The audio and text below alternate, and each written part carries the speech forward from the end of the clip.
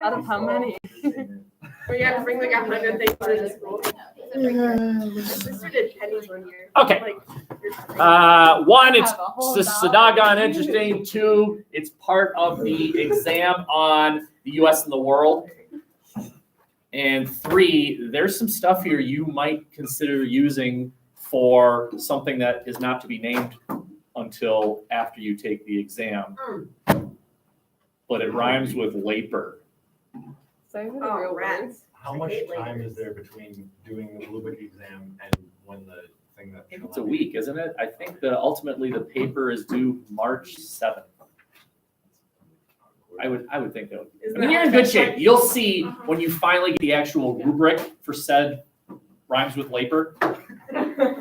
You'll see if, now again, assuming you're where you should be, the finish line is a few steps. You just need to take the 4 that you've written and the 3 to 4 that you've written and just kind of squish them together and then make it a bit seamless. Right, okay. So we've won Puerto Rico. The question is what to do with it. Are these people Americans? Can it apply for statehood? Are we going to allow it to become an independent thing, an independent country? That is the question of the day, and we'll look at individually. What will we do with Puerto Rico? What will we do with the Philippines? Hawaii, Guam, right? What do we do with each of these things? So almost 20 years after acquiring Puerto Rico, so it did take 20 years, so that might be a factor when you're writing this labor. You might say, well, yeah, they did, but it took 20 years or 19 years, right? The Jones Act is passed, which says Puerto Rico is a territory. Just like the Louisiana Territory was a territory. Just like the Mexican Cession was a territory. And you know, previous to this, during westward expansion, what eventually do territories become? They eventually become states. It looks like that's the blueprint here. It looks like that's the plan. It's a territory, and naturally, territories become states. But as we know, at least I hope you know, that's not what happened. Puerto Rico is not a state. It is not a state. Next question, though. Are Puerto Ricans Americans? Today, they are. Puerto Rico is a weird situation. It's not a state, but those people are Americans. It's a very good question. It's strange. Puerto Rico has representation in the U.S. House of Representatives. That person cannot vote, but he can or she can raise and stand and speak in favor of or against. They vote in Democratic and Republican primaries. They get to vote for the candidate for each party for president, but they do not vote in presidential elections because they're not a state. Only states can, and the District of Columbia can't do that. Again, it looks like they're on their way, but you'll notice the timing, and I did this intentionally. Look, so it took until 1917 to say, okay, Puerto Rico's a state, which means from 1898 to 1917, 19 years or so, Puerto Rico is this thing. What is it? Well, it's not a territory. It's not a state. It's not an independent country. Who are these people then? Who are these people that live in Puerto Rico? Are they Americans? Well, what happened was it goes to the Supreme Court, and the Supreme Court made the decision in a series of rulings called the Insular cases. What the Supreme Court said was, okay, well, why don't I let you write it down and then I'll kind of clarify. Okay, so it says constitutional rights are not automatic. Congress decides, and I'll kind of clarify what that means.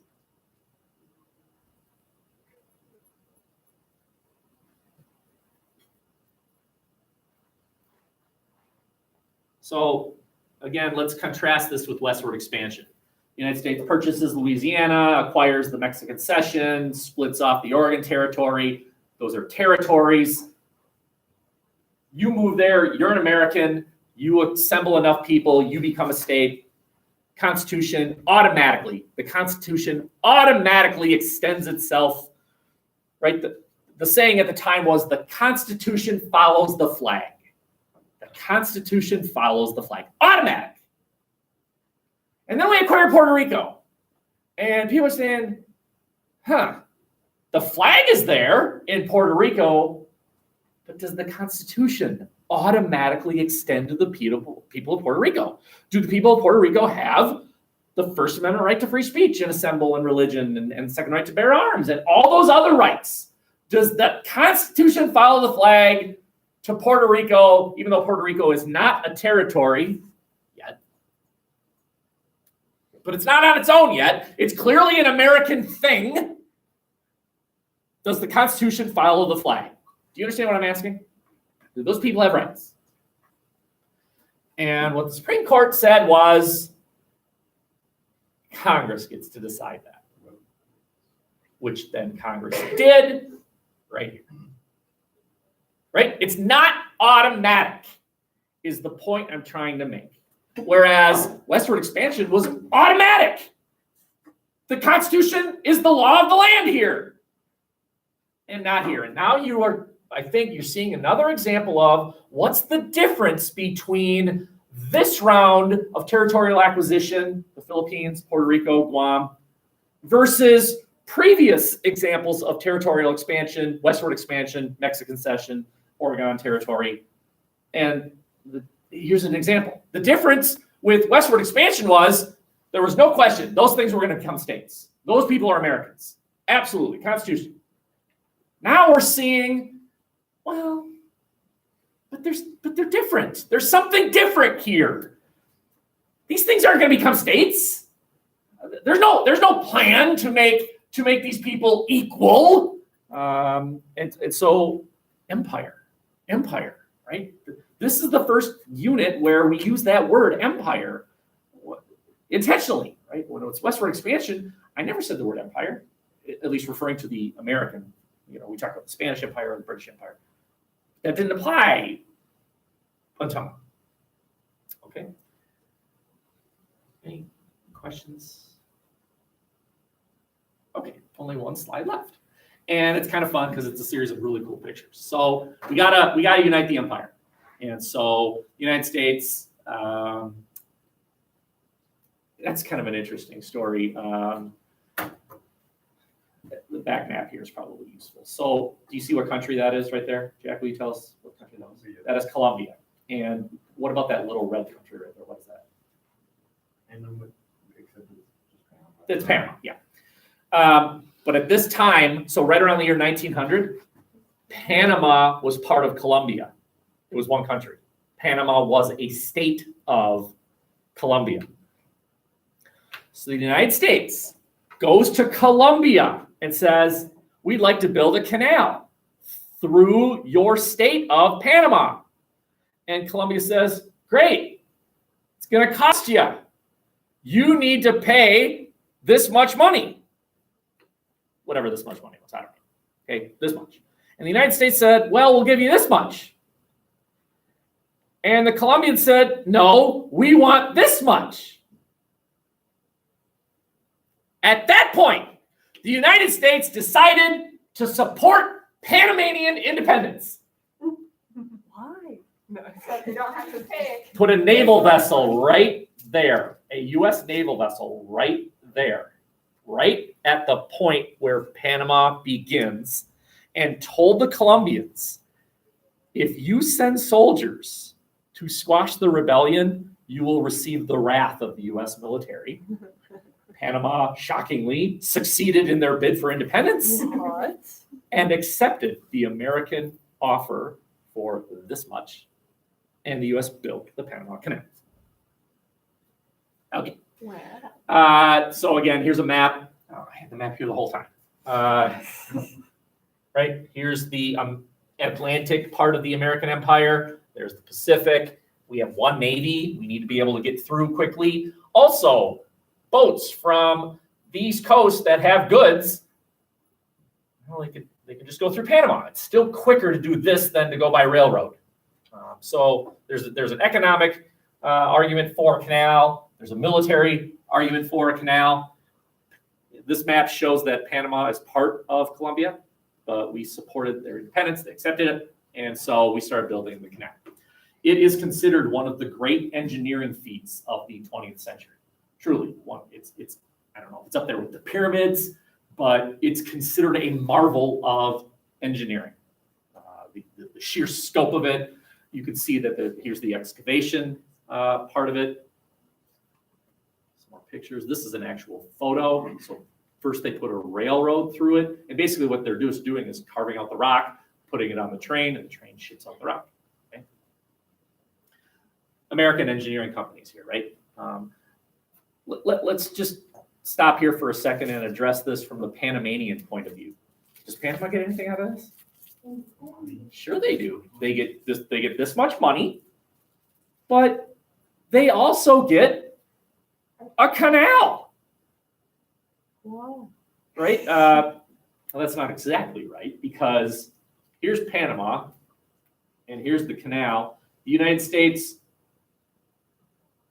asked the Panamanians, say, can we have the area right around the canal? And the Panamanians said, yeah. So we thanked them. Okay. Today, by the way, the Panama Canal is completely Panamanian. We turned it over to them in 1999. When we built it, we said we get control of it for 100 years-ish. And it is now completely in Panamanian hands. They charge rent, right? They charge passage, right? It's a tax. Right? Okay. Let's keep going here. Some cool pictures here. So you can actually see the beginning of the building of the walls of the canal. So have any of you been on the Mississippi where you go through the locks and dams? Have any of you had that experience? A couple of us have? Pretty cool. And this is a bit simplistic, but the Mississippi starts way up there in Lake of the Woods, Minnesota, at about this level. By the time it gets down to New Orleans, it's about here. Now, the reason that the Mississippi is a nice, calm waterway is because of human engineering. Before human engineering, it was also like this, but it was just a rapid, it just went down. Rapid gravity. But with the development of, I'll just draw two. There are something like 13 of these. But what I'm drawing here, what this is the level of the water. Okay?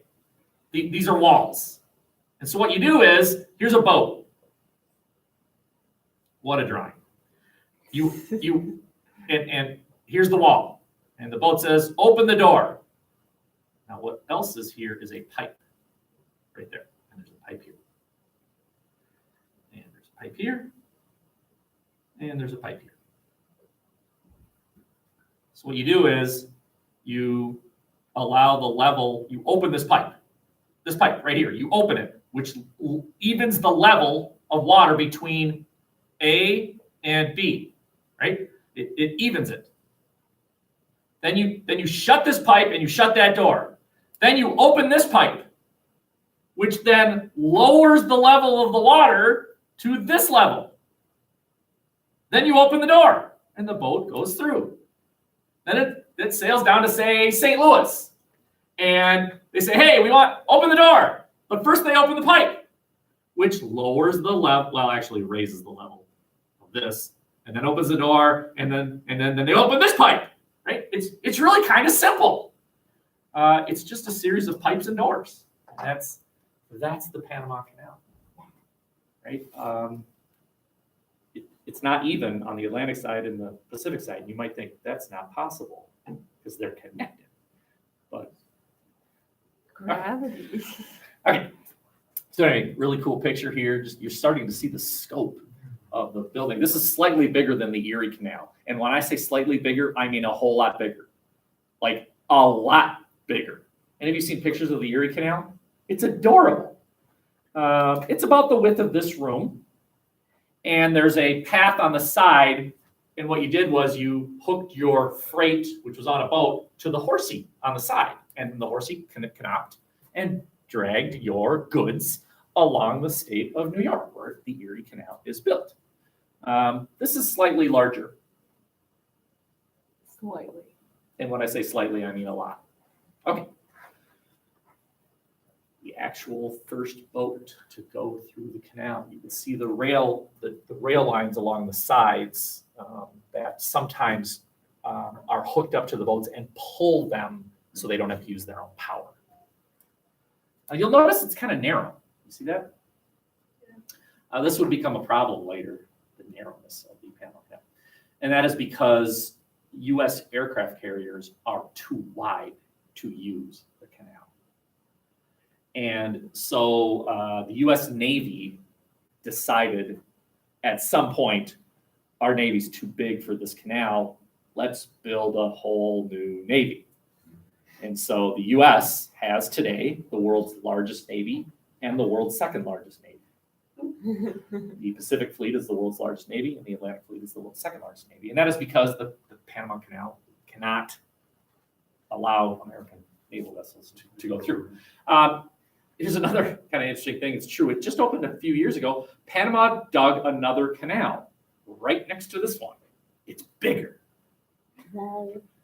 But they did it. Commercial ships today are simply too big for the original Panama Canal. It has not. Why didn't they just expand? Well, you might ask, well, why did they just expand it? I'm going to assume that there was some logical reasoning. You can't close it because otherwise how are you gonna get through? You can build around it and open it up. They built another one. That's all I did. Okay, very good. That's it. Look at that. You've got a nice chunk of time here. Bad news is I don't have computers for you, although I suspect if you really, really need one, you could probably go to the library and check one out. I'm sure they would do that. But my suggestion is, how's your essay coming? Your blue book essay. How's your cheat sheet coming along? Have you found a synthesis article yet? That's the world you're living in right now. Okay? Any of you have questions? I'd be delighted to help you. I'll be in my office. Put a little Mozart on to set the mood. All right. Good enough. So we have a test next week? Yeah, there's a test next week. Yep. Sounds Unit I feel like 4 we're all of so, 6. like unaware of it. We're just like Well, we've missed a few days of school, right?